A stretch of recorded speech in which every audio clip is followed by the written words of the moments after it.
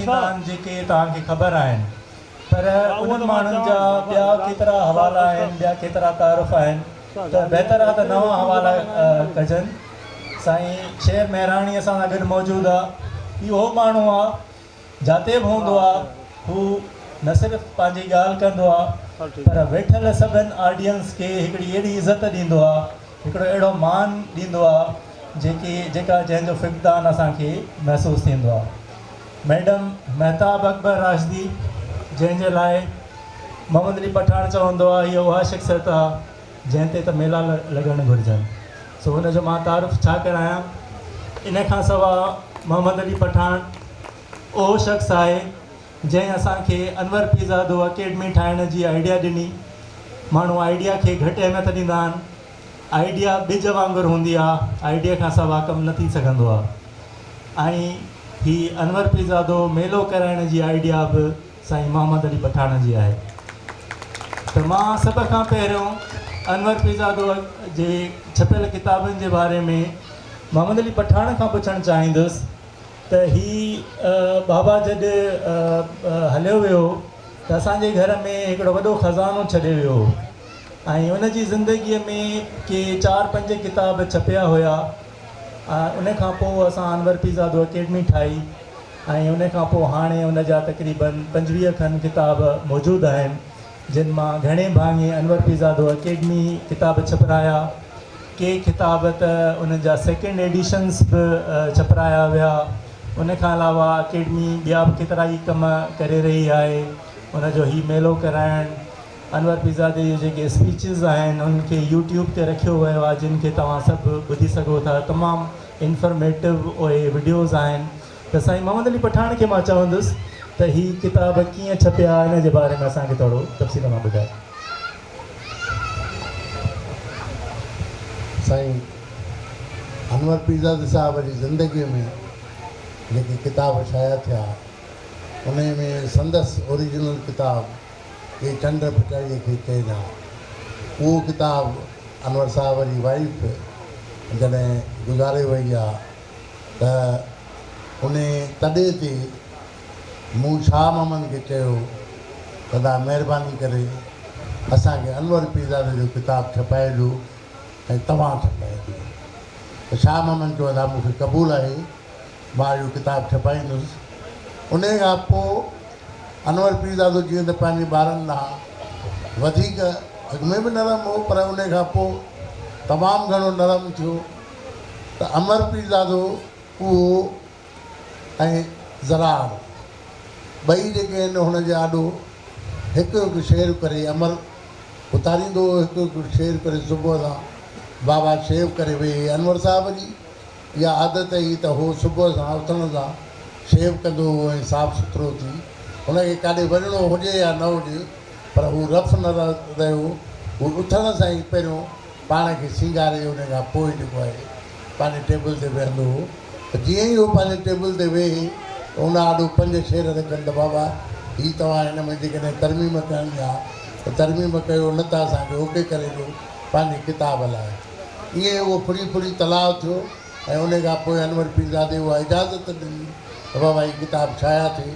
न त इन खां अॻु में 2 कोशिशूं थी चुकियूं हुयूं। संदसि पुटु जेको हिन ज़िंदगीअ में न रहियो उहो ज़ुबैर पीरज़ादो, उहो बि तमामु घणो हुनखे प्यारो, ऐं शाह मोहम्मद पीरज़ादो हुनजो प्यारो भाइटो ऐं दोस्त बि।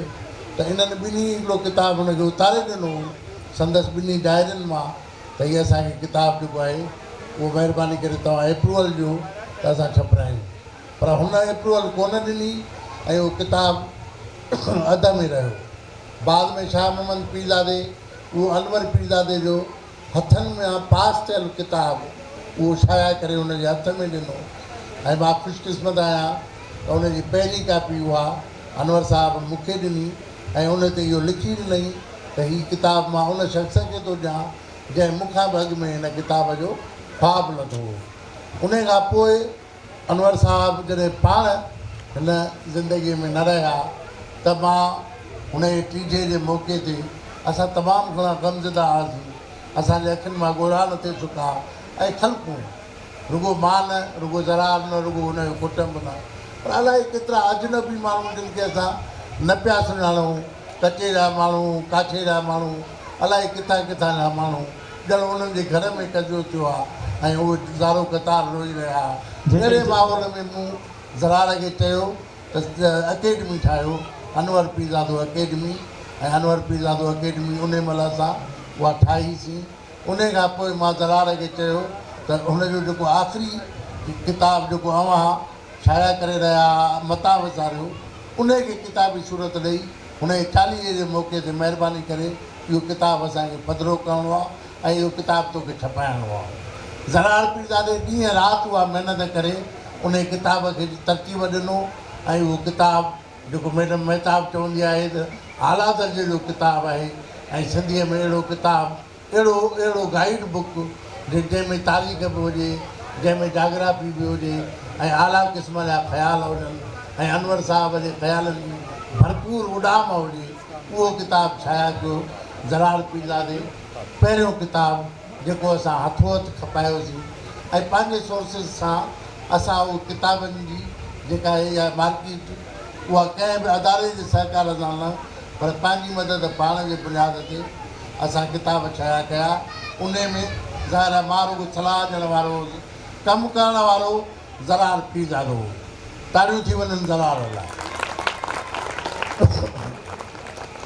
हीउ हुनजो उहो लाइक़ु पुटु जंहिं पंहिंजे बाबा जे किताबनि जूं भरियूं पंहिंजे कुलनि ते खणी करे उहे असां लाइ बि मोकिलियूं ऐं पाण बि खपायूं।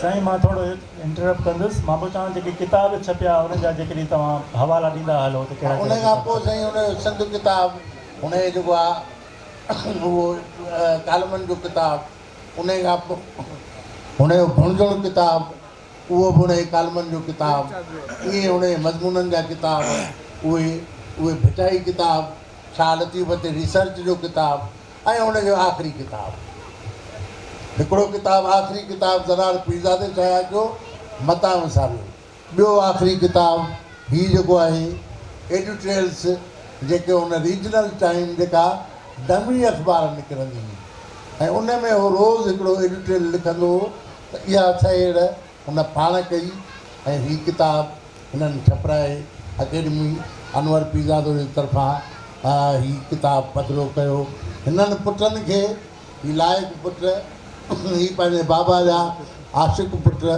हिननि पंहिंजे बाबा जे फ़िक्र खे वॾी फ़रोग़ ॾिनी आहे ऐं हिननि किताबनि ज़रिए 25 किताबनि ताईं हिननि अंगु पहुचायो आहे। उमेदु आहे त अनवर जा ॿिया किताब यकीननि उहे सभ जे अंग खां वधीक थींदा जो असां जेको अंदाज़ो था लॻायूं त अनवर हर माण्हूअ सां जेका कचहरी कंदो हो उहा कचहरी रिकॉर्ड कंदो हो उहा कचहरी टेप ते रिकॉर्ड करे उहे कैसेटूं सभु ऐं उन खां पोइ अनवर जो उहो ॻाल्हायल उहे इंटरव्यू जेके उन आम माण्हुनि सां कया आहिनि कंहिं सां कया अथई उहे किताब बि ईंदा अनवर पीरज़ादे जा डान में जेको अनवर जो पोरियो आहे उहे किताब बि ईंदा अनवर जेको अवामी आवाज़ जो एडिटर रहियो ऐं एडिटर लाइ मता विसारियो उहो हिकु मौज़ूअ ते रोज़ु लिखंदो यकीननि उहे किताब बि छपा हिननि अनवर जे नींगरनि खे सलाम आहे जिन पंहिंजे बाबा जा इहे 25 किताब छपाइण खां पोइ हीअं हिकिड़ो वॾे पैमाने ते नरगोठ में हुन जी जनम भूमीअ ते हीअं मेला जेके आहिनि सजाए ऐं पंहिंजे बाबा जे फ़िक्र खे सिंध जे फ़िक्र खे छाकाणि अनवर जो फ़िक्र सिंध जे फ़िक्र खां अलॻि न आहे अनवर ऐं सिंध का अलॻि ॻाल्हि कोन्हे उन्हनि खे वधीक फ़रोग़ ॾेई अॻिते वधाए रहिया आहिनि उमेद त अञा बि घणो अॻिते वधंदासीं ऐं घणो अॻिते वधंदासीं। तव्हां ॾे वरी अचूं था हाणे डॉक्टर शेर महराणी खां पुछंदुसि त हीअ जेके किताब अनवर पीरज़ादे जा शाया थिया जेकॾहिं इहे शाया न थियनि हा त इन सां छा फ़र्क़ु पए हा? महिरबानियूं डॉक्टर साहब सभिनी खां पहिरियां त आउं मुबारकूं थो ॾियां अनवर पीरज़ादो अकेडमी खे जिन ॿलड़े जी में हीउ ॿियो अनवर पीरज़ादो मेलो अदबी मेलो रचायो आहे। खीरू लहणियूं तव्हांजी समूरी टीम तव्हां जो ज़रार साईं आहे अमर आहे साईं मोहम्मद अली आहे ऐं ॿिया सभई पार्टिसिपेंट्स खां वेंदे साईं सलीम खान आहे बिल्कुलु मैडम महताब आहे ऐं ॿिया सभई जेके अचनि था ऐं तव्हां ज़ाहिर आहे यकीननि इनिशिएटिव तव्हां था वठो ऐं उन खां पोइ सभई तव्हां सां गॾु शामिलु थियो हाणे आऊं गॾु आहियां तव्हां सां महिरबानी तव्हांजी। त अहिड़े तरीक़े सां जेकॾहिं असांजा ॿिया जेके लीजेंड्स आहिनि उन्हनि ते मेला थियनि था। ऐं सम्झां थो त जीअं पीर हुसामुद्दीन राशिदी चवंदो हुयो त हर ॻोठ मां जेकॾहिं हिकिड़ो माण्हू पंहिंजे ॻोठ जो मुख़्तसिर तारीफ़ बि लिखे त सिंध में हिकिड़ो अज़ीम इल्मी ख़ज़ानो गॾु थी सघे थो। त ईअं जेके लीजेंड्स आहिनि उन्हनि जे ॻोठनि में असां कल्ह खां वठी जेको ईंदा रहियासीं त ॾिठोसीं त जेके लीजेंड्स जिन ॻोठनि में ख़बर पई त भई जेका सो ही कंहिं वॾे अदीब जो ॻोठु आहे, ही हिन अदीब जो ॻोठु आहे, पर उते भड़भांग सूरत हाल आहे। यानी हू जेके वॾा अदीब गुज़री विया उनखां पोइ जेको पोयां रही उहा शहरनि ॾांहुं हली वई, हुननि पंहिंजा ॻोठ विसारे छॾिया आहिनि ऐं पोयां ॻोठनि में पोइ उहा सूरत हाल कान्हे रही। ऐं तव्हांखे शाबस आहे जो तव्हां जो पाड़ो जिथे आहिनि तव्हांजो पाड़ो हुते मज़बूत आहिनि ऐं ॻोठ सां जेका कनेक्टिविटी आहे, जेको तालुक़ु आहे, उनखे मज़बूत कयो अथव। इन लाइ तव्हांखे लख शाबस हुजे। यकीनन जेका नई जनरेशन ॻोठ में आहे, जेके शहर नथा अची सघनि, उन्हनि ॾांहुं तव्हां शहर में जेके रहंदड़ अदीब आहिनि, साईं सलीम साहिबु जहिड़ा मैडम वेठी आहे ऐं ॿिया वॾा राइटर्स, डॉक्टर अदल साहिबु, बेदिल साईं, ॿिया वॾा राइटर्स तव्हां कल्ह खां वठी हिते हुया, उन्हनि खे हेॾां वठी आया आहियो। इहो यकीनन जेके उहे नौजवान उहे न्याणियूं आहिनि, असांजूं अदड़ियूं आहिनि या ॿाहिरि आहिनि, उन्हनि ताईं इन्हनि खे वठी आया आहियो। इहो वॾो कंट्रीब्यूशन आहे। जेसि ताईं किताबनि जो तालुक़ु आहे, अनवर साहिब जो हर हिकु किताबु मास्टर पीस आहे। मतां विसारियो खां वेंदे जदीद अदब ताईं, जदीद अदब खां वेंदे डेल्टा इंडस डेल्टा उहो किताबु हुजे, या उनखां अलावा चंड भिटाई खे चइजां शाइरी जे हवाले सां, या अनवर पीरज़ाद जूं जेकी कहाणियूं आहिनि, हू हिकिड़ो वर्सटाइल राइटर आहे जेको तहक़ीक़ बि करे थो, जेको क्रिएटिव अदब बि असांखे ॾिए थो ऐं जेको तनक़ीदी अदब बि असांखे ॾिए थो। त हर हवाले सां हुनजो हर किताबु हिकिड़ो अहिड़ो अदब में हिसो छॾे थो, अदब में हिकिड़ो अहिड़ो जेको आहे सो पंहिंजो भरपूर हिसो छॾे थो जंहिंमां असांखे फ़ाइदो पए थो। असां जॾहिं बि कंहिं फ़र्ज़ु कयो असां हमअसर अदब ते लिखूं था, त हमअसर अदब ते लिखण खां पहिरियां असां ॾिसूं था त जदीद अदब में अनवर साहिबु कहिड़ा ट्रेंड्स ॾेई वियो आहे। मोहम्मद अली पठान जॾहिं हुन दौर में नओं हिकिड़ो नौजवान शाइर थी उभिरे थो, त हुनखे हू कीअं ॾिसे थो ऐं उनजी शाइरी खे हू कीअं थो ॾिसे, या उन दौर जो ॿियो जो कहाणीकार आहे त उनखे हू कीअं थो ॾिसे, इहे कहिड़ियूं शयूं हू आणणु थो चाहे अदब में। हू न सिर्फ़ु जेका शइ छपी आहे उनजो तर्जीह थो ॾिए, पर हुनजे लिखण जो कमाल इहो आहे त हू ॿिया डायमेंशन्स उहे बि ॿुधाए थो त ही पासा आहिनि, इने कमु थियणु खपे। जीअं मतां विसारे जो हर कालम, हालांकि इंतिहाई मुख़्तसिर कालम आहिनि, ॾाढा नंढड़ा कालम आहिनि। मूं अॻु बि ॻाल्हाईंदे चयो त हर कालम असांखे ईअं थो लॻे ॼण त हिकिड़ो एमफिल या PhD जो एब्स्ट्रैक्ट आहे या हुनजो सिनॉप्सिस ठहिया पिया आहिनि। उहो हिकिड़े क़िस्म जी ॼण त FIR कटी पई आहे जंहिं ते असांजो नौजवान तफ़्तीश करे ऐं का नई तहक़ीक़ साम्हूं आणे सघे थो। हर कमु social contents of Shah Abdul Latif Bhittai, हुनजा तर्जुमा ऐं तरतीब आहिनि। साईं सलीम साहिबु वारनि किताबु छापियो आहे।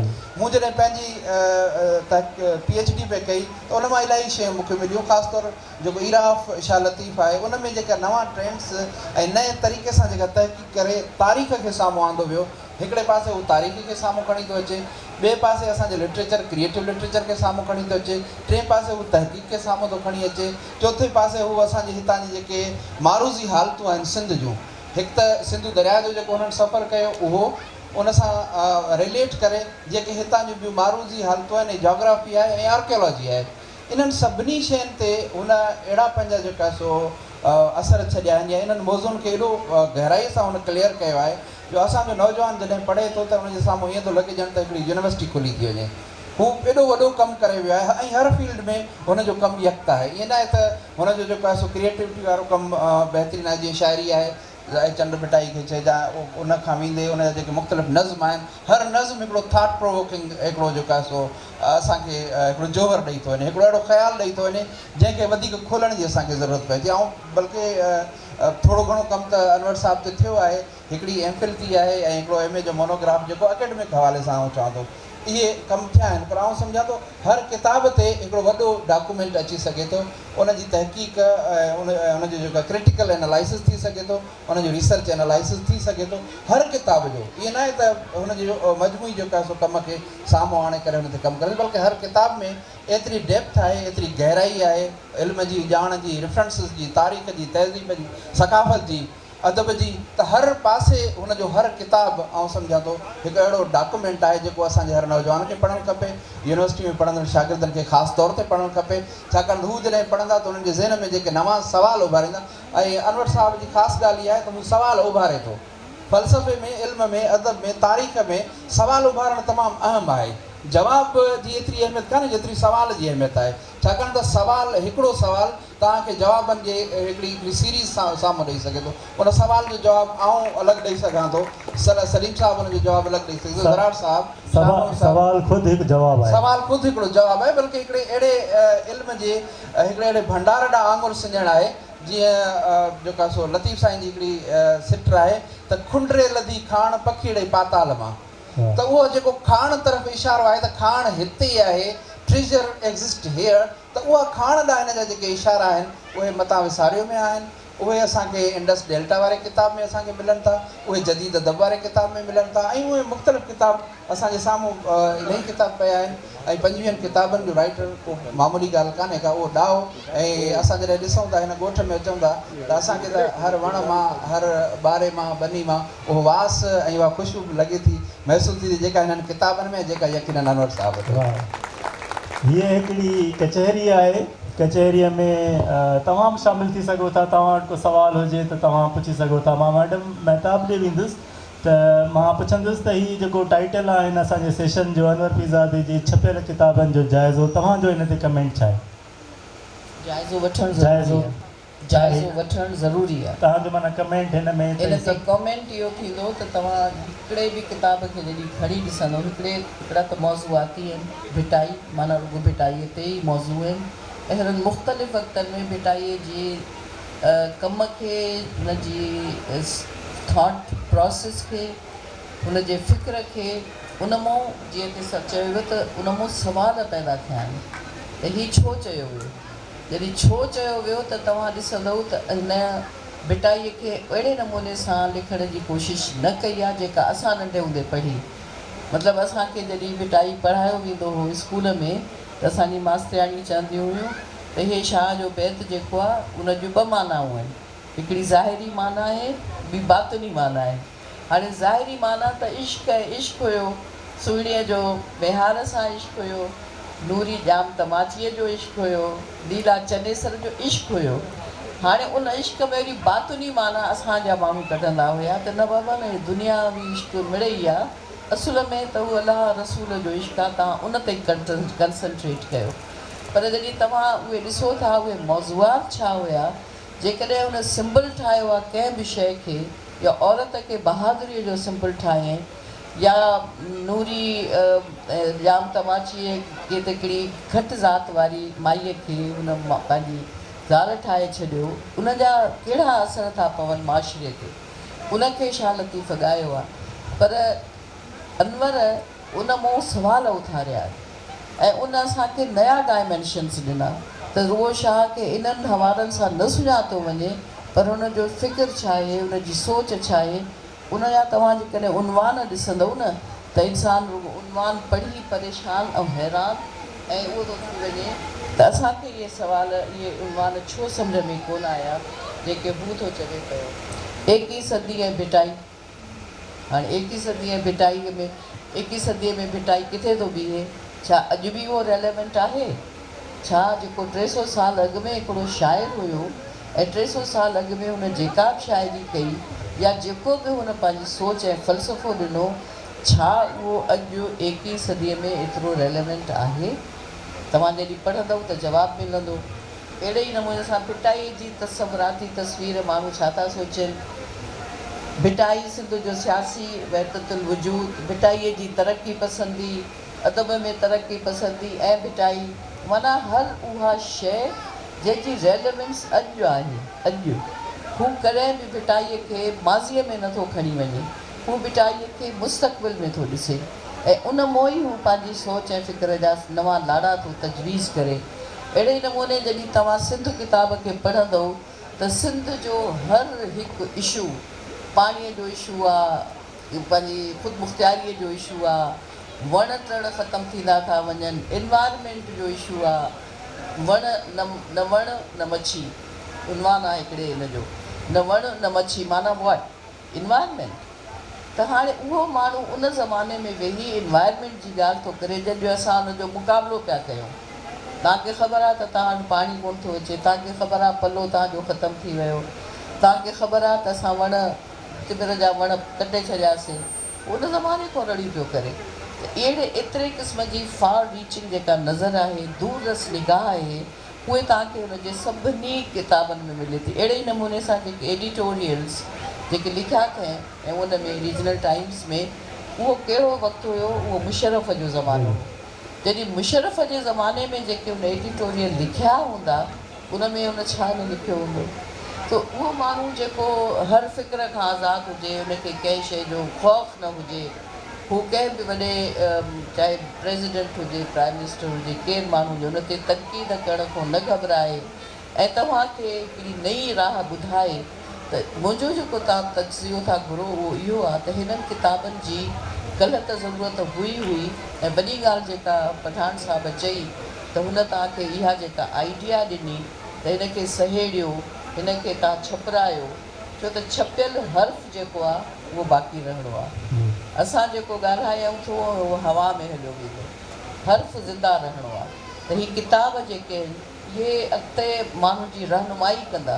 ऐं तव्हां यकीन ॼाणो, मूंखे किथे का तकरीर करणी हूंदी आहे कंहिं मौज़ू ते, त मां मुंहिंजे साम्हूं जेके रैक्स रखियल आहिनि अलवर जा सभु किताब उते पिया आहिनि।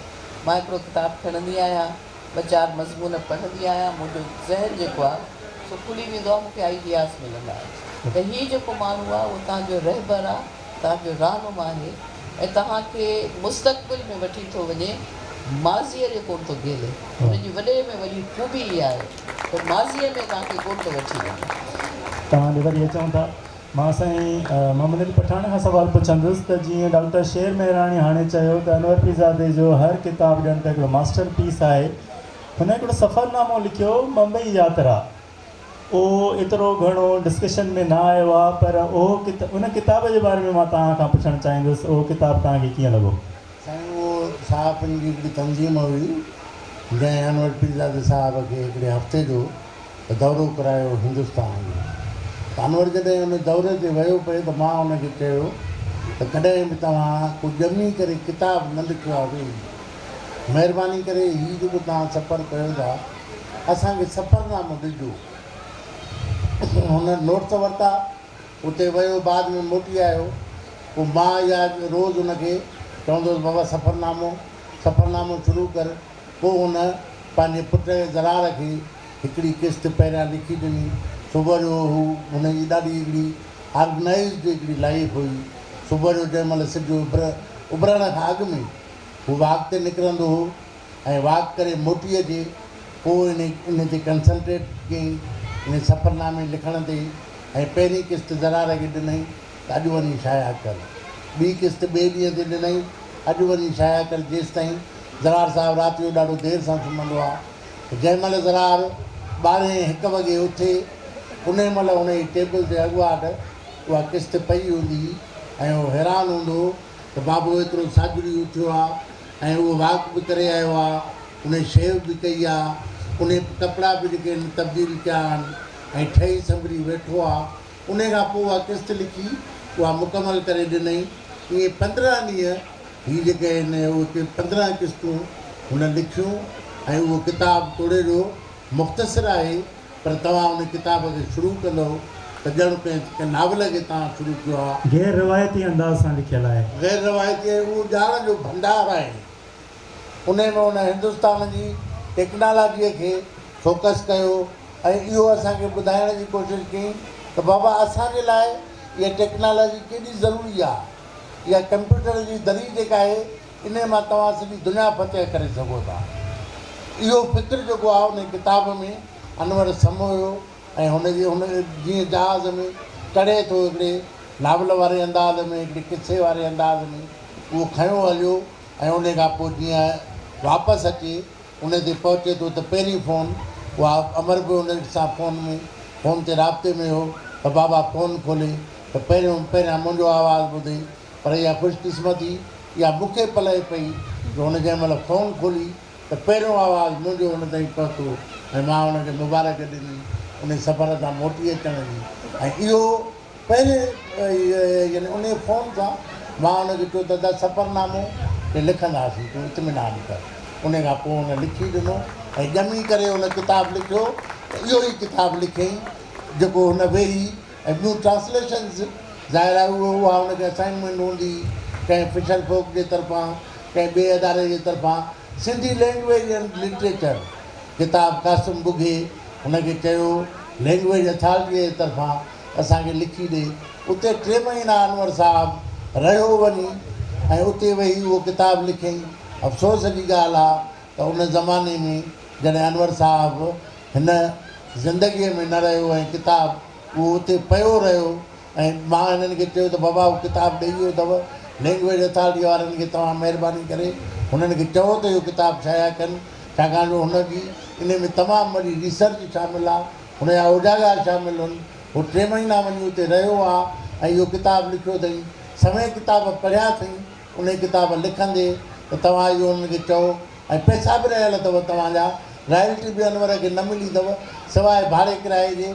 उन टाइम ते जेको हुनखे ॾिनऊं ऐं खाधो पीतो त उहे जेके 70,000 रुपया रॉयल्टीअ जा इहे बाद में हिननि हुननि सां लिख पढ़ कई ऐं उहे मिलिया त असांजे अकेडमीअ खे अञा वधीक ताक़त मिली। पैसा न मिलिया, ज़रार थो चए पैसा न मिलिया। उहे 70,000 असांजा अञा ताईं कर्ज़ु आहिनि लैंग्वेज अथॉरिटीअ ते। अनवर पीरज़ादे जो कर्ज़ु आहे उहो। उन खां पोइ ज़्यादती हुननि इहा कई त उहो 250 पेजनि जो जेको किताबु हो उहो हुननि 125 सुफ़ो करे ऐं history of Sindhi language and literature जेको हुनजो नालो हो किताब जो, उहो किताब जो नालो हुननि चेंज करे ऐं लिखियो ब्रीफ अकाउंट। नंढड़ो कयूं पोइ हाणे ताज जोए जी महिरबानी आहे, कंहिं ॿिए जी महिरबानी आहे इन किताब जे सां ज़्यादतीअ जी। ऐं उहो किताबु उहो 250 सुफ़नि जो किताबु उहो हुनजे कंप्यूटर में जेको ज़ैद साहिबु हुनजे कंप्यूटर जो मालिक आहे हिन महिल संभाल, उहा असां ज़ैद जे हवाले ॾिनी आहे। अनवर जेके पंहिंजा किताब सहेलिया उहे ज़ैद जे हिन में आहिनि। उहो किताबु पियल आहे ऐं उहो असांखां तक़ाज़ा थो करे त असां अकेडमी हुनखे ॿीहर शाया कयूं। डॉक्टर शेर मेहरानी खां मां पुछंदुसि साईं महक़ूक़ बि आहे भिटाईअ ते हुनजो कमु बि थियल आहे। भिटाई किताब जे बारे में मुख़्तसरनि जेकॾहिं तव्हां पंहिंजो कमेंट ॾियो। महिरबानियूं। भिटाई किताबु आहे पंहिंजे मूं जीअं अॻु में चयो त अनवर साहब जो हर किताबु मुनफ़रिद किताबु आहे ऐं शाह साईं ते जेका तहक़ीक़ थी उहा हिकिड़ी त सीरीज़ हुई जेका डॉक्टर गुरबख्शानी ताईं जेके किताब आया रिसाला आया कंपाइल थिया उहा हिकिड़ी सीरीज़ आहे। ऐं जीअं मैडम ॻाल्हि कई त असांखे सम्झायो वेंदो त असुलु किसो हीअ आहे पर इन जे पोयां जेको लिकल किसो आहे यानी रूहानी राज़ इन जो हीअ आहे। त उहो जेको रूहानी राज़नि ऐं रमज़नि वारो सिलसिलो हुयो उहो डॉक्टर गुरबख्शानी ताईं हलंदो रहियो ऐं डॉक्टर गुरबख्शानी पहिरियों उहो स्कॉलर हो जंहिं जदीद इल्मनि जे बुनियादनि ते साइंटिफिक बुनियादनि ते न सिर्फ़ु रिसालो कंपाइल कयो पर उन जूं जेके वज़ाहतूं लिखियूं आहिनि या उन जा जेका शरह लिखी आहे उहा कमाल लिखी आहे। उन खां पोइ वरी शाह साईं खे जदीद अंदाज़ सां ॾिसण जो हिकिड़ो जेका ट्रेंड पैदा थियो सिंध में, जंहिंजी कड़ी आउं सम्झां थो त जेका तनवीर अब्बासी साहिबु हुयो जंहिं तमामु सुठो कमु कयो ऐं उन खां पोइ अनवर साहिबु इन जदीद अंदाज़ सां ऐं जंहिंजी तौसी आउं सम्झां थो त जामी साहिब बि उनजी तौसी आहे ऐं पाण खे बि इन में ई जेका सो सम्झां थो त इहा हिकिड़ी सीरीज़ आहे। पर लतीफ़ साईं जो रिसालो हिन बरड़े जी आउं त सम्झां थो फ़िज़ा या मिटी में तहलील थियल आहे। सिंध जा वॾा हवाला रेफरेंसिस जेके आहिनि मोहन जो दड़ो आहे, सिंधु दरिया ऐं लतीफ़ साईं आहे। 3 वॾा हवाला आहिनि। 2 वॾा हवाला त हुनजे डायरेक्ट टच में हुया ऐं टियों जेको वॾो हवालो आहे लतीफ़ साईं उते मोहम्मद अली साहिबु ॿुधाईंदो आहे त रातियुनि जूं रातियूं वञी उते रहंदो हो अनवर साहिबु। हाणे उते हू जॾहिं रहे थो ऐं रिसाले खे नए सिर पढ़े थो ऐं हिते यादि हाफ़िज़ बि रहिया आहिनि औरतूं मर्द बलड़े जी में रिसाले जा यादि हाफ़िज़ रहिया आहिनि त हिकिड़ो जेको नज़रियाती ईअं सम्झो त अटैचमेंट जो हिकिड़ो मंज़रनामो असांखे मिले थो उहो कमाल थो मिले।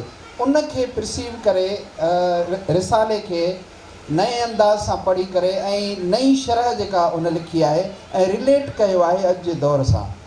असां जॾहिं लतीफ़ साईं खे रूहानी रमज़ुनि में पढ़ूं था यानी उहो आसमान में उनखे मोकिले था छॾियूं त असांजी जेका तशफ़ी आहे उहा नथी थिए, असां उन जी गहराई ताईं नथा पहुचूं जेसीं ताईं असां उनखे रिलेट नथा कयूं।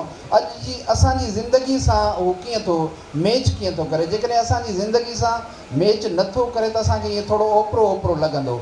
अलाह साईं सां असांजो रूहानी तालुक़ु पंहिंजी जाइ ते, पर जॾहिं असां उन कनेक्शन खे एॾो मज़बूत न कंदासीं त उहो यकीनन थोरो ओपरो ऐं थोरो ॿिए नुक़्ते नज़र सां असांखे लॻंदो। त लतीफ़ साईं जो जेको कलाम आहे उनजी जेका शाइरी आहे उन खे मारूज़ी हालतुनि तहत अनवर साहब खणी आयो। ज़िंदगी जो मौज़ू हुजे, मौत जो मौज़ू हुजे, हुस्न जो मौज़ू हुजे, इश्क जो मौज़ू हुजे ऐं उनजे सुरमियुनि जो मौज़ू हुजे।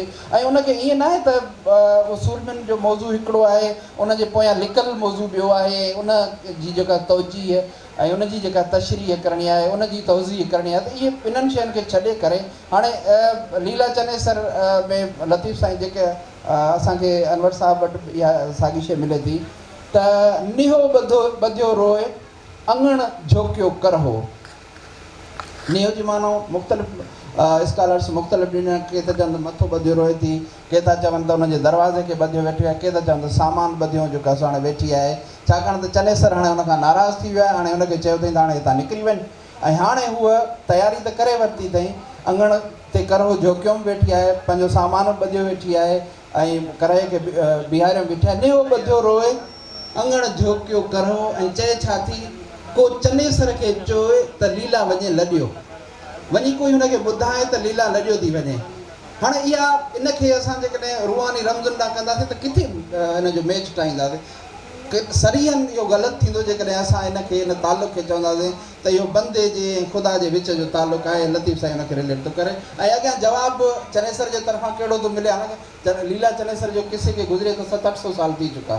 चनेसर चए त लॾे त लॾायो मुंद में रोकियो माण्हू आहे, लॾे थी त लॾणु ॾियोसि भले हली वञे, इनखे न रोकियो, मुंद में रोकियो माण्हू आहे।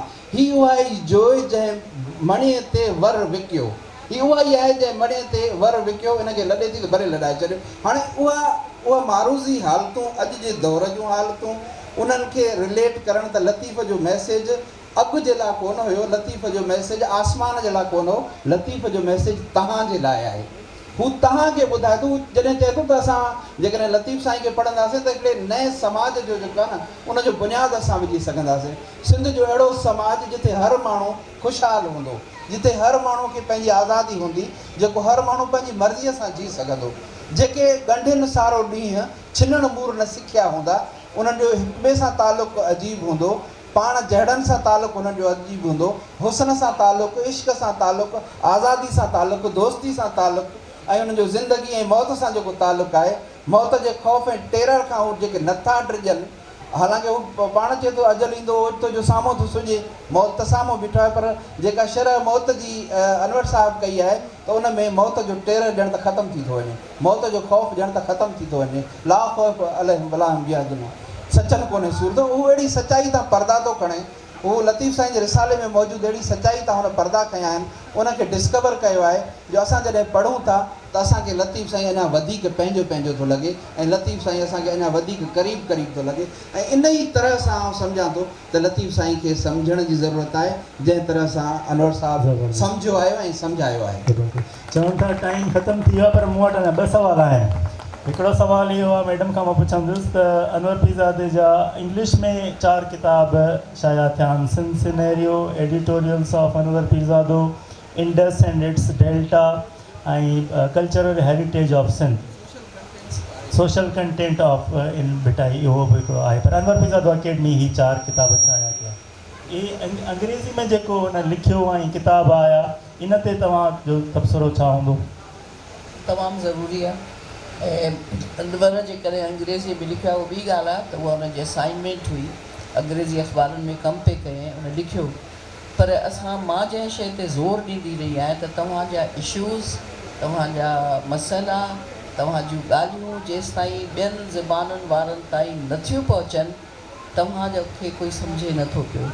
असां सिंधी अदब तव्हांजो इंतहा ते पहुतल अदब आहे, पर सॼी दुनिया उन खां नावाक़ुफ़ आहे। जी बहितरीन कहाणियूं, जमाल अबड़े जी कहाणियूं, अमर जलील जूं कहाणियूं, वॾनि वॾनि अदीबनि जूं कहाणियूं, हिक खां हिकु। उन्हनि खे नोबेल प्राइज़ नथो मिली सघे, छो? असां कोशिशि ई नथा कयूं। उन जे लाइ ज़रूरी आहे त उहे तर्जुमा थियनि, उन लाइ ज़रूरी आहे त उन्हनि खे किथे पुॼाइजे। उर्दू वारा तव्हांजे अदब खां नावाक़ुफ़ आहिनि। तव्हां छा उर्दू अदब में अहिड़ी कहिड़ी शइ आहे जेका सिंधी अदब में नथी सरिजे? त तव्हांजे लाइ इहो ज़रूरी आहे त तव्हां उन्हनि ज़ुबानुनि में बि लिखो ऐं पहुचायो जेके ॿिया माण्हू सम्झी था सघनि। पंहिंजो केस उन्हनि ताईं पहुचायो। उन्हनि ताईं पहुचाइणु ज़रूरी आहे। त हीअ जेके एडिटोरियल्स आहिनि, जेके इंग्लिश में लिखिया विया आहिनि, उहो हिकिड़ो एॾो सिंपल तरीक़ेकार आहे जेके उर्दू वारा बि पढ़ी था सघनि, जेके इंग्लिश ॼाणण वारा आहिनि उहे बि पढ़ी था सिंध सघनि। जो केस आहे, सिंध जा इशूज़ आहिनि हिन में। बिल्कुलु उहे उन्हनि ताईं बिल्कुलु पहुची सघनि था। जेकॾहिं हीअ एडिटोरियल्स आहिनि उन जे ज़माने में लिखिया विया आहिनि मुशरफ जे, त छा उनखे रिपोर्ट न थिया हूंदा? जॾहिं हिकिड़ी हिकिड़ी शइ उते पुॼंदी आहे। सुबुह सुबुह सां तव्हांजा जेके अख़बार जा तराशा आहिनि, असां बीइंग सेक्रेटरी इंफॉर्मेशन, पहिरियों कमु इहो हूंदो त अख़बारनि में जेको छपिजे थो उहो सिज उभरे खां पहिरीं CM साहिब जी टेबल ते पियो हुजे। उहो CM साहिब भली न पढ़े, ज़ाहिरा न पढ़ंदो हो, हुनखे कहिड़ी पई मथो पियो वेही ॾिसंदा। पर इहो हूंदो त तव्हां हिननि खे नज़र मूं कढो त कहती है ख़ल्क़े ख़ुदा तुझे ग़ाइबाना क्या, उहो उनखे ॿुधण लाइ तयारु कोन थींदा आहिनि। सो ख़ल्क़े ख़ुदा खे रिप्रेज़ेंट पियो करे अनवर पीरज़ादो। उन जे ज़हन खे, सोच खे, या माण्हुनि जे ज़हन में न बि हुजे त हुन सवाल उथारिया पे पंहिंजो पाण खे हिकिड़ो ज़िमेदार सहाफ़ी, ज़िमेदार शहरी करे हुन सिंध जो केस विढ़ियो आहे। अंग्रेज़ी ज़बान में लिखियल इन्हनि सभिनी किताबनि जी तमामु घणी अहमियत आहे।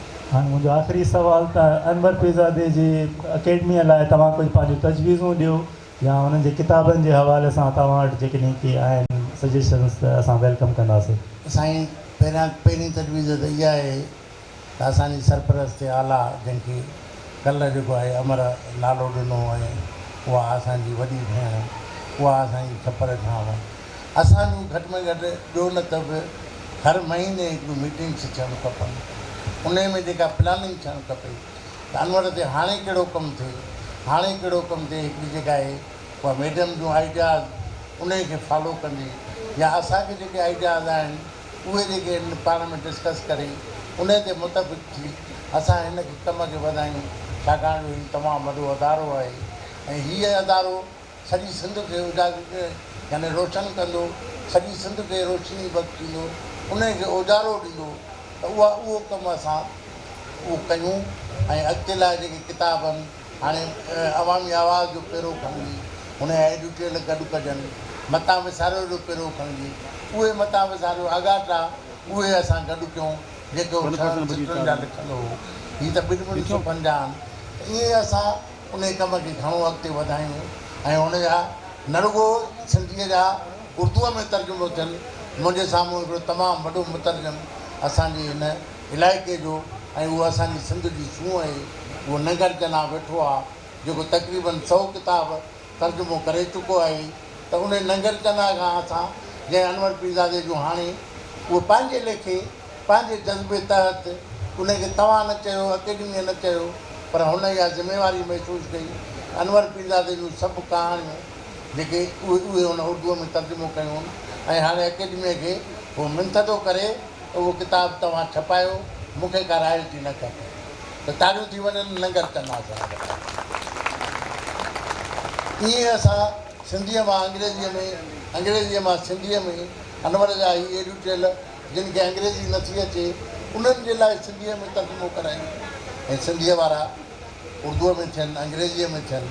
ईअं असां अकेडमीअ खे वधायूं। मैडम डॉक्टर शेर तव्हांखे तजवीज़ूं ॾियणु चाहियो? ज़रूरु। साईं सलीम साहिबु वेठो आहे ऐं यूनिवर्सिटी सां असांजे बल्कि उस्तादनि में उस्तादु आहे। यूनिवर्सिटियुनि में जेका तहक़ीक़ थिए पई उन में आउं सम्झां थो जेका अनवर साहिब जे हवाले सां थी आहे उहा घटि लेवल जी थी आहे। एकेडमिक हवाले सां MA जो मोनोग्राफ आयो ऐं हिकिड़ी MPhil जी आई आहे थीसिस। आउं चाहींदुसि त को अहिड़ो हिकु त तव्हांजो पंहिंजो नियाणियूं ऐं ॿिया शागिर्द बि आहिनि जेके यूनिवर्सिटी में पढ़नि था, उन्हनि मां कंहिंखे असाइनमेंट ॾिनी वञे या उनखे कंहिं स्टूडेंट खे PhD जे लाइ रजिस्टर करायो वञे ऐं उनखे स्पॉन्सर कयो वञे, छाकाणि त जेसि ताईं उनजी स्पॉन्सरशिप न थींदी तेसि ताईं को एॾो मयारी कमु नथो अची सघे। त उनजी स्पॉन्सरशिप कई वञे, का PhD अनवर साहब खे कराई वञे, त आउं सम्झां थो इहो जेको डॉक्यूमेंट हूंदो उहो मुनफ़रिद हूंदो। हिकिड़ो सुवालु आहे विरसा कंदी फेस्टिवल्स में मज़ो ईंदो आहे जॾहिं ऑडियंस क्वेश्चन आंसर सेशन बि थियनि। कल्ह खां सेशन्स थियनि था, पर मुंहिंजो सुवालु इहो कल्ह खां मां अॼु पुछणु थी चाहियां त हर जेको अदीब आहे, दानिश्वर आहे, उन्हनि जा जेके लिखियल किताब हूंदा आहिनि उन्हनि में उन्हनि जो नज़रियो नज़र ईंदो आहे, जीअं त हर कंहिंजो को न को मख़सूस नज़रियो लाड़ो हूंदो आहे। असां ॾिसूं था अनवर साहब जो नज़रियो तरक़ी पसंदि हुआ ऐं कम्युनिस्ट पार्टी सां रिलेटेड हुआ, पर मज़हब जे बारे में उन्हनि कॾहिं किताबनि में डिस्कस न कयो। त मां रिलीजियस पॉइंट ऑफ व्यू पुछणु थी चाहियां त छा हो अनवर साहब जो रिलीजियस थॉट, जेके उनजो आंसर ॾेई सघे। मां जवाबु ॾियां? जी जी प्लीज़। इंसानियत। वाह। इंसानियत। लेकिन ॿियो को सुवालु न आहे त असां हाणे लंच तरफ़ हलंदासीं, उन खां पोइ बाक़ी सेशन्स। मां शुक्रगुज़ार आहियां पंहिंजे पैनल जो, जिन तमामु ज़बरदस्त अनवर पीरज़ादे जी किताबनि जो जाइज़ो तव्हांजे साम्हूं पेश कयो, ऐं तव्हां सभिनी जी तमामु घणी महिरबानी जिन हिन सेशन खे गौर सां ॿुधो। महिरबानी। इन्वायरमेंट त हाणे उहो माण्हू उन ज़माने में वेही इन्वायरमेंट जी ॻाल्हि थो करे जंहिंजो असां हुनजो मुक़ाबिलो पिया कयूं। तव्हांखे ख़बर आहे त तव्हां वटि पाणी कोन थो अचे, तव्हांखे ख़बर आहे पलो तव्हांजो ख़तमु थी वियो, तव्हांखे ख़बर आहे त असां वण तिमिर जा वण कटे छॾियासीं, उन ज़माने खां रड़ी पियो करे। त अहिड़े एतिरे क़िस्म जी फार रीचिंग जेका नज़र आहे, दूररस निगाह आहे, उहे तव्हांखे उनजे सभिनी किताबनि में मिले थी। अहिड़े ई नमूने सां जेके एडिटोरियल्स जेके लिखिया थिया ऐं उन में रीजनल टाइम्स में, उहो कहिड़ो वक़्तु हुयो, उहो मुशर्रफ जो ज़मानो हो। जॾहिं मुशर्रफ जे ज़माने में जेके उन एडिटोरियल लिखिया हूंदा, उन में उन छा न लिखियो हूंदो। त उहो माण्हू जेको हर फ़िक्र खां आज़ादु हुजे, उनखे कंहिं शइ जो ख़ौफ़ न हुजे, हू कंहिं बि वॾे चाहे प्रेसिडेंट हुजे, प्राइम मिनिस्टर हुजे, केरु माण्हू हुजे, उन ते तनक़ीद करण खां न घबराए ऐं तव्हांखे हिकिड़ी नई राह ॿुधाए। त मुंहिंजो जेको तव्हां तजियो था घुरो उहो इहो आहे त हिननि किताबनि जी कल्ह त ज़रूरत हुई ऐं वॾी ॻाल्हि जेका पठान साहिबु चई त हुन तव्हांखे इहा जेका आइडिया ॾिनी त हिनखे सहेड़ियो, हिनखे तव्हां छपरायो, छो त छपियल हर्फ़ जेको आहे उहो बाक़ी रहणो आहे। असां जेको ॻाल्हायूं था उहो हवा में हलियो वेंदो, हर्फ़ ज़िंदा रहणो आहे। त हीअ किताब जेके आहिनि इहे अॻिते माण्हुनि जी रहनुमाई कंदा। ऐं तव्हां यकीन ॼाणो, मूंखे किथे का तक़रीर करणी हूंदी आहे कंहिं मौज़ू ते, त मां मुंहिंजे साम्हूं जेके रैक्स रखियल आहिनि अनवर जा सभु किताब उते पिया आहिनि। मां हिकिड़ो किताबु खणंदी आहियां, 2-4 मज़मून पढ़ंदी आहियां, मुंहिंजो ज़हन जेको आहे सो खुली वेंदो आहे, मूंखे आइडियाज़ मिलंदा आहिनि। त हीअ जेको माण्हू आहे उहो तव्हांजो रहबर आहे, तव्हांजो रहनुमा आहे ऐं तव्हांखे मुस्तक़बिल में वठी थो वञे, माज़ीअ खे कोन थो घेरे। हुनजी वॾे में वॾी ख़ूबी इहा आहे त माज़ीअ में तव्हांखे कोन थो वठी वञे। तव्हां वरी अचूं था। मां साईं मोहम्मद अली पठान खां सुवालु पुछंदुसि त जीअं डॉक्टर शेर मेहराणी हाणे चयो त अनवर पीरज़ादे जो हर किताबु ॼण त हिकिड़ो मास्टर पीस आहे। हुन हिकिड़ो सफ़रनामो लिखियो मुंबई यात्रा, उहो एतिरो घणो डिस्कशन में न आयो आहे, पर उहो उन किताब जे बारे में मां तव्हां खां पुछणु चाहींदुसि, उहो किताबु तव्हांखे कीअं लॻो? साईं उहो साहबनि जी हिकिड़ी तंज़ीम हुई जंहिं अनवर पीरज़ादे साहिब खे हिकिड़े हफ़्ते जो दौरो करायो हिंदुस्तान जो। त अनवर जॾहिं हुन दौरे ते वियो पिए त मां हुनखे चयो त कॾहिं बि तव्हां कुझु ॼमी करे किताबु न लिखियो आहे वेही, महिरबानी करे हीउ जेको तव्हां सफ़र कयो था असांखे सफ़रनामो ॾिजो। हुन नोट्स वरिता, उते वियो, बाद में मोटी आयो। पोइ मां इहा रोज़ु हुनखे चवंदुसि बाबा सफ़रनामो शुरू कर। पोइ हुन पंहिंजे पुट ज़रार खे हिकिड़ी किस्त पहिरियां लिखी ॾिनी। सुबुह जो हू हुनजी ॾाढी हिकिड़ी ऑर्गनाइज़्ड हिकिड़ी लाइफ हुई। सुबुह जो जंहिं महिल सिॼ उभरण खां अॻु में हू वॉक ते निकिरंदो हो ऐं वॉक करे मोटी अचे। पोइ इन ते कंसंट्रेट कयईं इन सफ़रनामे लिखण ते, ऐं पहिरीं किस्त ज़रार खे ॾिनई त अॼु वञी शाया कर। ॿी किस्त ॿिए ॾींहं ते ॾिनई, अॼु वञी शाया कर। जेसि ताईं ज़रार साहिबु राति जो ॾाढो देरि सां सुम्हंदो आहे। जंहिं महिल ज़रार 12-1 वॻे उथे, उन महिल हुन जी टेबल ते अॻुवाट उहा किस्त पई हूंदी ऐं उहो हैरान हूंदो त बाबो एतिरो साजुरी उथियो आहे ऐं उहो वाक बि करे आयो आहे, उन शेव बि कई आहे, उन कपिड़ा बि जेके आहिनि तब्दील कया आहिनि ऐं ठही संभरी वेठो आहे। उन खां पोइ उहा किस्त लिखी उहा मुकमल करे ॾिनई। ईअं 15 ॾींहं हीअ जेके आहिनि उहे 15 किस्तूं हुन लिखियूं ऐं उहो किताबु तोड़े जो मुख़्तसिर आहे, पर तव्हां उन किताब खे शुरू कंदो त ॼण कंहिं नावल खे तव्हां शुरू कयो आहे। गैर रिवायती अंदाज़ सां लिखियलु आहे। गैर रवायती उहो ॼाण जो भंडार आहे। उन में उन हिंदुस्तान जी टेक्नोलॉजीअ खे फोकस कयो ऐं इहो असांखे ॿुधाइण जी कोशिशि कई त बाबा असांजे लाइ इहा टेक्नोलॉजी केॾी ज़रूरी आहे। इहा कंप्यूटर जी दरी जेका आहे इन मां तव्हां सॼी दुनिया फतेह करे सघो था। इहो फ़िक्र जेको आहे उन किताब में अनवर समोयो ऐं हुन जीअं जहाज़ में चढ़े थो हिकिड़े नावल वारे अंदाज़ में, हिकिड़े किसे वारे अंदाज़ में, उहो खयों हलियो ऐं उन खां पोइ जीअं वापसि अचे उन ते पहुचे थो त पहिरीं फ़ोन उहा अमर बि उन सां फ़ोन ते राब्ते में हो त बाबा फ़ोन खोले त पहिरियां मुंहिंजो आवाज़ु ॿुधे। पर इहा ख़ुशकिस्मती इहा मूंखे पले पई जो हुन जंहिं महिल फ़ोन खोली त पहिरियों आवाज़ु मुंहिंजो हुन ताईं पहुतो ऐं मां हुनखे मुबारक ॾिनी उन सफ़र तां मोटी अचण जी। ऐं इहो पहिरें यानी उन फ़ोन सां मां हुनखे चयो दादा सफ़रनामो के लिखंदासीं, तूं इत्मिनान कर। उन खां पोइ हुन लिखी ॾिनो ऐं ॼमी करे हुन किताबु लिखियो त इहो ई किताबु लिखियईं जेको हुन वेही ऐं ॿियूं ट्रांसलेशन्स ज़ाहिर आहे उहा हुनखे असाइनमेंट हूंदी कंहिं फिशल फोक जे तरफ़ां, कंहिं ॿिए अदारे जे तरफ़ां। सिंधी लैंग्वेज एंड लिटरेचर किताबु कासिम बुघे हुनखे चयो लैंग्वेज अथॉरिटीअ जे तरफ़ां असांखे लिखी ॾे। उते 3 महीना अनवर साहबु रहियो वञी ऐं उते वेही उहो किताबु लिखियईं। अफ़सोस जी ॻाल्हि आहे त उन ज़माने में जॾहिं अनवर साहबु हिन ज़िंदगीअ में न रहियो ऐं किताबु उहो उते पियो रहियो ऐं मां हिननि खे चयो त बाबा उहो किताबु ॾेई वियो अथव, लैंग्वेज अथॉरिटी वारनि खे तव्हां महिरबानी करे हुननि खे चओ त इहो किताबु शाया कनि, छाकाणि जो हुनजी इन में तमामु वॾी रिसर्च शामिलु आहे, हुनजा उजागर शामिलु आहिनि। उहो 3 महीना वञी उते रहियो आहे ऐं इहो किताबु लिखियो अथई। समय किताब पढ़िया अथई। उन किताब लिखंदे त तव्हां इहो हुननि खे चओ ऐं पैसा बि रहियल अथव तव्हांजा, रॉयल्टी बि अनवर खे न मिली अथव सवाइ भाड़े किराए जे। उन टाइम ते जेको हुनखे ॾिनऊं ऐं खाधो पीतो त उहे जेके 70,000 रुपया रॉयल्टीअ जा इहे बाद में हिननि हुननि सां लिख पढ़ कई ऐं उहे मिलिया त असांजे अकेडमीअ खे अञा वधीक ताक़त मिली। पैसा न मिलिया, ज़रार थो चए पैसा न मिलिया। उहे 70,000 असांजा अञा ताईं कर्ज़ु आहिनि लैंग्वेज अथॉरिटीअ ते। अनवर पीरज़ादे जो कर्ज़ु आहे उहो। उन खां पोइ ज़्यादती हुननि इहा कई त उहो 250 पेजनि जो जेको किताबु हो उहो हुननि 125 सुठो करे ऐं history of Sindhi language and literature जेको हुनजो नालो हो किताब जो, उहो किताब जो नालो हुननि चेंज करे ऐं लिखियो ब्रीफ अकाउंट, नंढड़ो कयूं। पोइ हाणे ताज जोए जी महिरबानी आहे, कंहिं ॿिए जी महिरबानी आहे इन किताब जे सां ज़्यादतीअ जी। ऐं उहो किताबु उहो 250 सुफ़नि जो किताबु उहो हुनजे कंप्यूटर में जेको ज़ैद साहिबु हुनजे कंप्यूटर जो मालिक आहे हिन महिल संभाल, उहा असां ज़ैद जे हवाले ॾिनी आहे। अनवर जेके पंहिंजा किताब सहेड़िया उहे ज़ैद जे हिन में आहिनि। उहो किताबु पियल आहे ऐं उहो असांखां तक़ाज़ा थो करे त असां अकेडमी हुनखे ॿीहर शाया कयूं। डॉक्टर शेर मेहरानी खां मां पुछंदुसि साईं मौक़ुक़ बि आहे भिटाईअ ते हुनजो कमु बि थियलु आहे।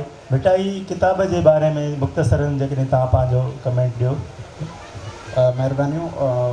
भिटाई किताबु आहे पंहिंजे मूं जीअं अॻु में चयो त अनवर साहब जो हर किताबु मुनफ़रिद किताबु आहे ऐं शाह साईं ते जेका तहक़ीक़ थी उहा हिकिड़ी त सीरीज़ हुई जेका डॉक्टर गुरबख्शानी ताईं जेके किताब आया, रिसाला आया, कंपाइल थिया, उहा हिकिड़ी सीरीज़ आहे। ऐं जीअं मैडम ॻाल्हि कई त असांखे सम्झायो वेंदो त असुलु किसो हीअ आहे, पर इन जे पोयां जेको लिकल किसो आहे यानी रूहानी राज़ इन जो हीअ आहे।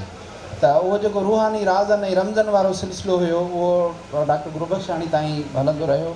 ऐं डॉक्टर गुरबख्शानी पहिरियों उहो स्कॉलर हो जंहिं जदीद इल्मनि जे बुनियादनि ते, साइंटिफिक बुनियादनि ते न सिर्फ़ु रिसालो कंपाइल कयो पर उन जूं जेके वज़ाहतूं लिखियूं आहिनि या उन जा जेका शरह लिखी आहे उहा कमाल लिखी आहे।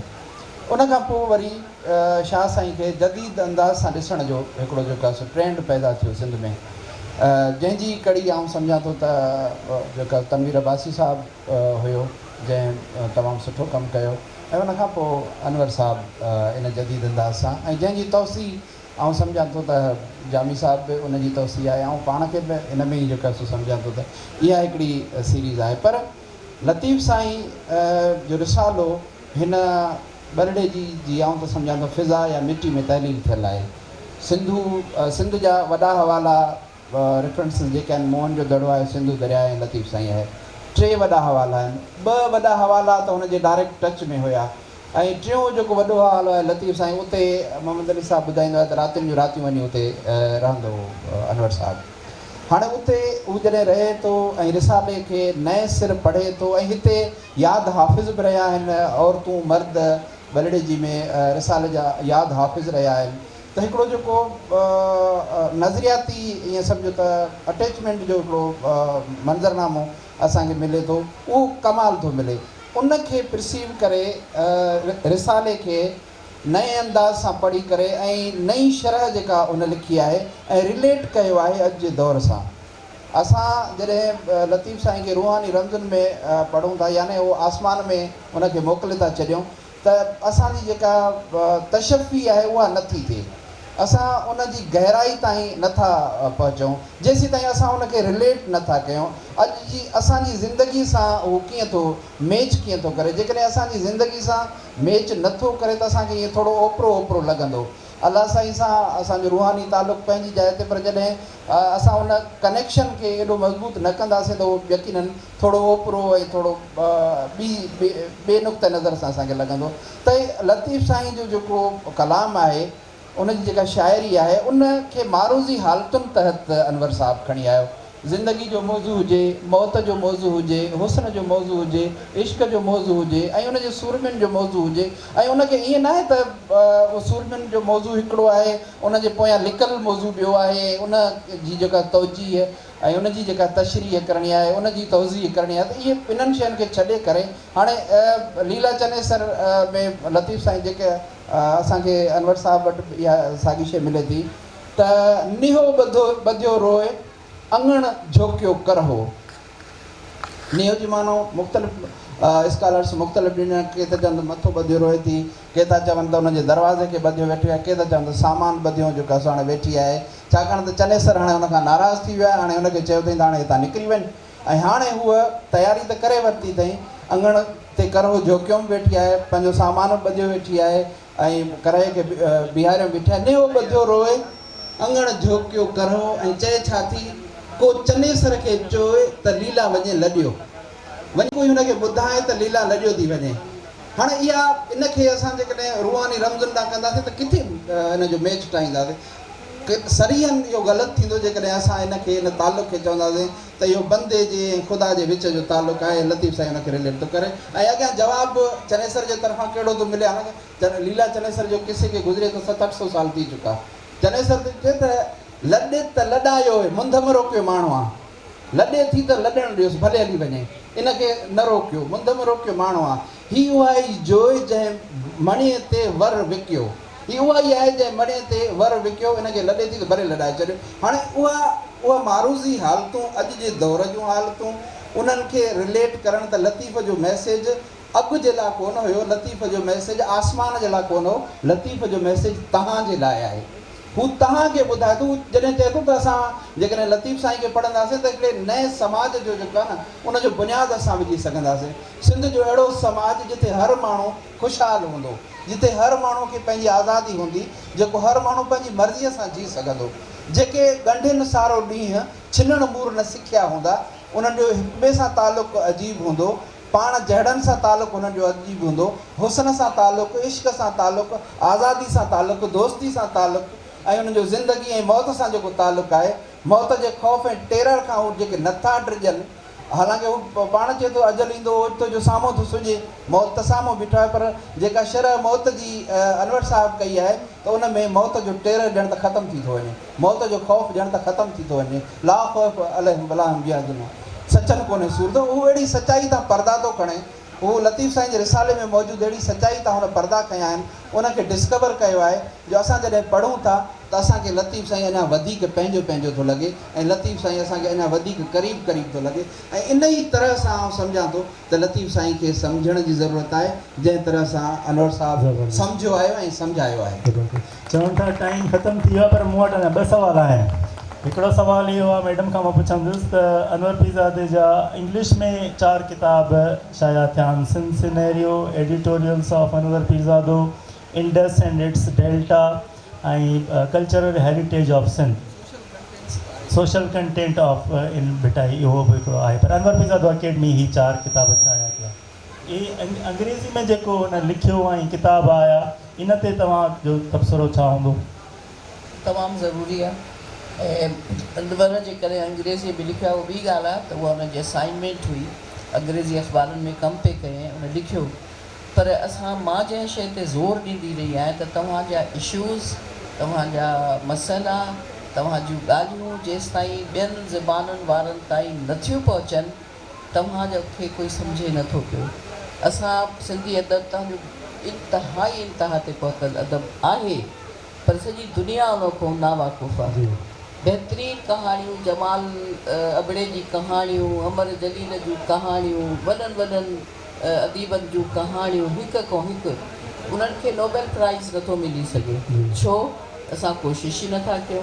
उन जे लाइ ज़रूरी आहे त उहे तर्जुमा थियनि, उन लाइ ज़रूरी आहे त उन्हनि खे किथे पुॼाइजे।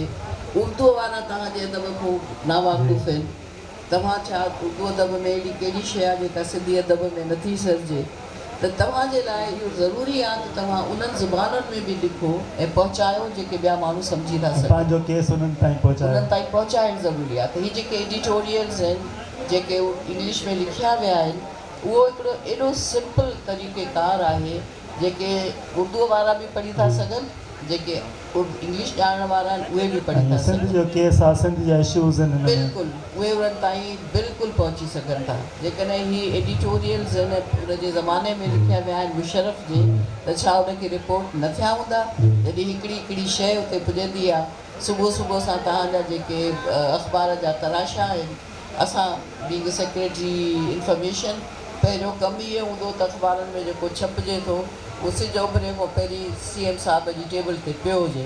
उहो CM साहिब भली न पढ़े, ज़ाहिरा न पढ़ंदो हो, उनखे कहिड़ी पई मथो पियो भई ॾिसंदा। पर इहो हूंदो त तव्हां हिननि खे नज़र में कढो त कहती है ख़ल्क़े ख़ुदा तुझे ग़ाइबाना क्या, उहो उनखे ॿुधण लाइ तयारु कोन थींदा आहिनि। सो ख़ल्क़े ख़ुदा खे रिप्रेज़ेंट पियो करे अनवर पीरज़ादो, उन जे ज़हन खे, सोच खे, या माण्हुनि जे ज़हन में न बि हुजे त हुन सवाल उथारिया पे पंहिंजो पाण खे हिकिड़ो ज़िमेदार सहाफ़ी, ज़िमेदार शहरी करे हुन सिंध जो केस विढ़ियो आहे। अंग्रेज़ी ज़बान में लिखियल इन्हनि सभिनी किताबनि जी तमामु घणी अहमियत आहे। हाणे मुंहिंजो आख़िरी सुवाल त अनवर पीरज़ादे जी अकेडमीअ लाइ तव्हां कुझु पंहिंजूं तजवीज़ूं ॾियो, या उन्हनि जे किताबनि जे हवाले सां तव्हां वटि जेकॾहिं के आहिनि सजेशन्स त असां वेलकम कंदासीं। साईं, पहिरीं तजवीज़ त इहा आहे त असांजी सरपरस्त आला जंहिंखे कल्ह जेको आहे अमर नालो ॾिनो ऐं उहा असांजी वॾी भेण, उहा असांजी छपर छांव, असांजूं घटि में घटि ॿियो न त बि हर महीने हिकिड़ियूं मीटिंग्स थियणु खपनि, उन में जेका प्लानिंग थियणु खपे त अनवर ते हाणे कहिड़ो कमु थिए, हाणे कहिड़ो कमु थिए। हिकिड़ी जेका आहे उहा मैडम जूं आइडियाज़ उन खे फॉलो कंदी, या असांखे जेके आइडियाज़ आहिनि उहे जेके पाण में डिस्कस करे उन ते मुताबिक़ थी असां हिन कम खे वधायूं।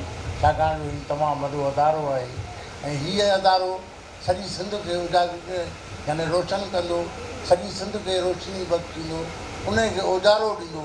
त उहो कमु असां उहो कयूं। ऐं अॻिते लाइ जेके किताब आहिनि, हाणे अवामी आवाज़ जो पहिरो खणिजी, हुन जा एडिटोरियल गॾु कजनि, मतां विसारियो जो पहिरो खणिजी, उहे मतां विसारियो आगाटा उहे असां गॾु कयूं जेको चित्रनि जा लिखंदो हो। हीअ त ॿिनि सुफ़नि जा आहिनि। ईअं असां उन कम खे घणो अॻिते वधायूं ऐं हुन जा न रुॻो सिंधीअ जा उर्दूअ में तर्जुमो थियनि। मुंहिंजे साम्हूं हिकिड़ो तमामु वॾो मुतरजम असांजे हिन इलाइक़े जो ऐं उहो असांजी सिंध जी सूंहुं आहे, उहो नगर जना वेठो आहे, जेको तक़रीबन 100 किताब तर्जुमो करे चुको आहे। त उन नगर जना खां असां जंहिं अनवर पीरज़ादे जो हाणे उहो पंहिंजे लेखे पंहिंजे जज़्बे तहत उनखे तव्हां न चयो, अकेडमीअ न चयो, पर हुन इहा ज़िमेवारी महसूसु कई। अनवर पीरज़ादे जूं सभु कहाणियूं जेके उहे हुन उर्दूअ में तर्जुमो कयूं ऐं हाणे अकेडमीअ खे उहो मिंथदो करे उहो किताबु तव्हां छपायो, मूंखे का रॉयल्टी न खपे। त तारियूं थी वञनि, लंगर कंदासीं। ईअं असां सिंधीअ मां अंग्रेज़ीअ में, अंग्रेज़ीअ मां सिंधीअ में अनवर जा ई एडिटोरियल जिन खे अंग्रेज़ी नथी अचे उन्हनि जे लाइ सिंधीअ में तर्जुमो करायूं ऐं सिंधीअ वारा उर्दूअ में थियनि, अंग्रेज़ीअ में थियनि। ईअं असां अकेडमीअ खे वधायूं। मैडम डॉक्टर शेर तव्हांखे तजवीज़ूं ॾियणु चाहियो? सर ज़रूरु, साईं सलीम साहिबु वेठो आहे ऐं यूनिवर्सिटी सां असांजे बल्कि उस्तादनि जो उस्तादु आहे।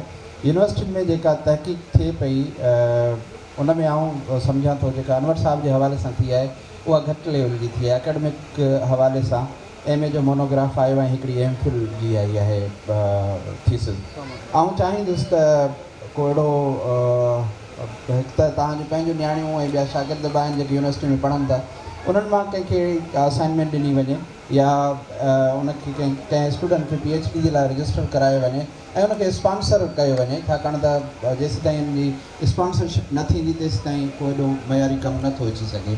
त उनजी स्पॉन्सरशिप कई वञे, का PhD अनवर साहब खे कराई वञे, त आउं सम्झां थो इहो जेको डॉक्यूमेंट हूंदो उहो मुनफ़रिद हूंदो। हिकिड़ो सुवालु आहे विरसा कंदी तव्हां। फेस्टिवल्स में मज़ो ईंदो आहे जॾहिं ईअं ऑडियंस क्वेश्चन आंसर सेशन बि थियनि।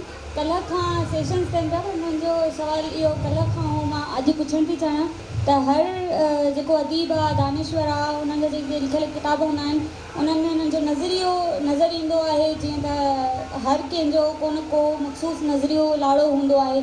असां ॾिसूं था अनवर साहिब जो नज़रियो तरक़ी पसंदि हुआ ऐं कम्युनिस्ट पार्टी सां रिलेटेड हुआ, पर मज़हब जे बारे में उन्हनि कॾहिं किताबनि में डिस्कस न कयो। त मां रिलीजियस पॉइंट ऑफ व्यू पुछणु थी चाहियां त छा हो अनवर साहिब जो रिलीजियस थॉट, जेके उनजो आंसर ॾेई सघे। मां जवाबु ॾियां? जी जी प्लीज़। इंसानियत। वाह। इंसानियत। जेके ॿियो को सुवाल न आहे त असां हाणे लंच तरफ़ हलंदासीं। उन खां पोइ बाक़ी सेशन्स मां शुक्रगुज़ार आहियां पंहिंजे पैनल जो, जिन तमामु ज़बरदस्त अनवर पीरज़ादे जी किताबनि जो जाइज़ो तव्हांजे साम्हूं पेश कयो ऐं तव्हां सभिनी जी तमामु घणी महिरबानी जिन हिन सेशन खे गौर सां ॿुधो। महिरबानी।